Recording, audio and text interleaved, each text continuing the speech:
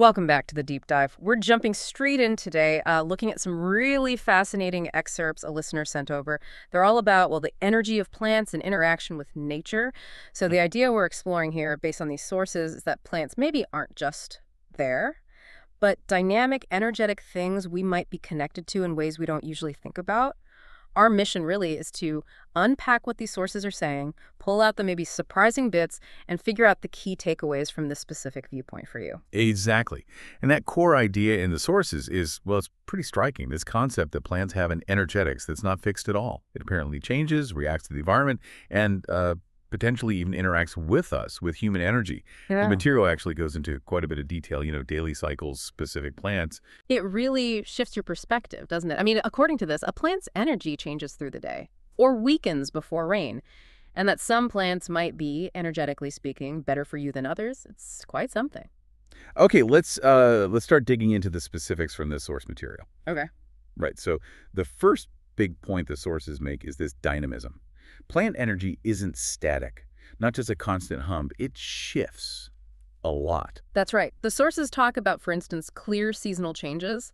Most plants, apparently conifers are the exception. They sort of go into an energetic sleep in winter. Minimal energy emission then, dormancy. But come spring, their energy supposedly comes roaring back, peaks late spring, maybe early summer.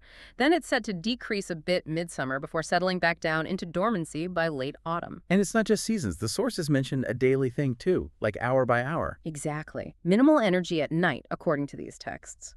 But from dawn onwards, much more active. They even use phrases like trees actively emitting energy waves during the day. Wow. And weather. That plays a part as well. Oh, definitely. The sources suggest dry, but not overly hot. Weather is, like, ideal for strong energy emission. But here's a really specific claim. This energy is said to weaken quite a bit, maybe an hour, maybe two, before it actually starts raining. Presented as a kind of natural energetic forecast almost, a response to changing atmospheric conditions. And climate matters too, it seems. The source mentions continental climates having bigger swings than the tropics. Yeah, a brief mention. Those seasonal shifts are apparently much more pronounced in continental zones. Tropical regions are described as more stable energetically year-round, though, still affected by local stuff. So just pause and think about that for a second. If, from this perspective, a plant's energy fluctuates so much daily, seasonally, even before a storm, how might knowing that or considering that view change how or when you interact with plants? Interesting thought. Okay, so building on that dynamic energy idea, the sources then get into something else that's, well, equally fascinating. This claim that it's not just generic energy. Each plant has its own unique energetic imprint. Yes, exactly. And they give specific examples, mainly for plants in medium latitudes. Oak trees, for instance, are said to have a general strengthening effect, energetically speaking. Conifers, like fir and pine, they supposedly activate processes. But the source adds a caution their energy isn't right for everyone. It actually says to avoid thuya and other plants with soft needles, claiming they might drain energy. Whereas fir and pine are presented as protective, stimulating life processes. Birch, though, that one's described as pretty much universally suitable energetically. Poplar, on the other hand, is mentioned as potentially problematic for some energetic interactions, according to the source material. And here's a claim that really jumps out from the source. It suggests plants can react to human emotions, both positive and negative. And it even states this is backed by scientific research. It does make that claim, yes. Describes it as a subtle interaction people often miss. Doesn't really detail how they react, but presents it as a genuine phenomenon according to its perspective. The material also touches on ancient healing practices, right? Working with young plants, saplings. It connects these ideas to Qigong and even suggests this was the original thinking behind Ikebana. That's right, that connection is made. And they list specific plants considered beneficial for, say, healing or just improving energy. Lemon and mandarin trees get a mention, live flowers generally, and rose is really highlighted, described as like one of the most powerful plants for positive energy, both healing and emotionally constructive, the source says. But importantly, the sources also warn about plants to avoid for this kind of energetic contact. What does it say there? Yeah, this part is quite direct. It talks about graveyard plants. Lilies and orchids are named specifically. The claim is they don't just absorb energy, they also emit what the source calls negative energetic and chemical fluids, which sounds pretty intense. It also flags desert plants and swamp plants as generally unfavorable for human energetic interaction. from this viewpoint. So the sources are really stressing individuality here. To get the best possible energy exchange, you apparently need to consider the specific plant, as some are presented as helpful and others, well, potentially not so much.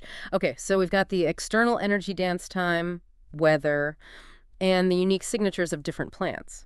But the sources go deeper still, describing an internal energy structure within the plants. They do. This part outlines how every plant, doesn't matter if it's a huge tree or a tiny flower, supposedly has two main energy centers. Chakras is the term the source uses. One vortex is described down in the roots, its energy going downwards, grounding it into the earth. The second is up in the crown, directed upwards. And the source does draw an analogy to animal or human chakras, mentioning 6 or 7 for them, but stresses the plant structure is unique. It clarifies this doesn't mean they're less spiritually organized, just, different. And something extra happens during flowering and fruiting, Yeah. energetically. Yes, it's a very specific point in the material. During those phases, it says additional energy vortexes form. Yeah. Around each flower or fruit, its own little vortex develops, linked to the origin or birth of new life. These individual vortexes then supposedly merge, combine into one bigger energy field just above the plant's crown. And this combined field stays there until the fruit is fully ripe and actually separates from the plant. Huh. It's a really detailed picture they're painting, isn't it? Adds another layer to how these sources describe plant energy. It's not just a vague vibe, but a specific dynamic internal system tied to their life cycle. So that's quite a journey through the ideas in this source material. We've touched on the claim that plant energy shifts constantly, seasons, days, weather. We looked at the idea that different plants have distinct energetic properties, some supposedly good for us, others maybe not, and that claim about reacting to emotions. And then we explored this described internal energy structure, root and crown centers, plus those extra vortexes when they flower or fruit. Yeah, what's really striking is how this material challenges, the way we usually see plants. The core takeaways, just pulling from these sources, are plant energy isn't fixed. Specific plants supposedly have specific energetic effects. There's this claimed interaction with our emotions and health, and they're described with this unique energy structure. It really pushes you, based on this perspective, to view plants as much more active players in their environment, not just passive background greenery. So taking this source material on its own terms, what could this mean for you? Could this perspective change how you see that tree outside? Or the succulent on your desk? Or even the flowers you might pick for a vase?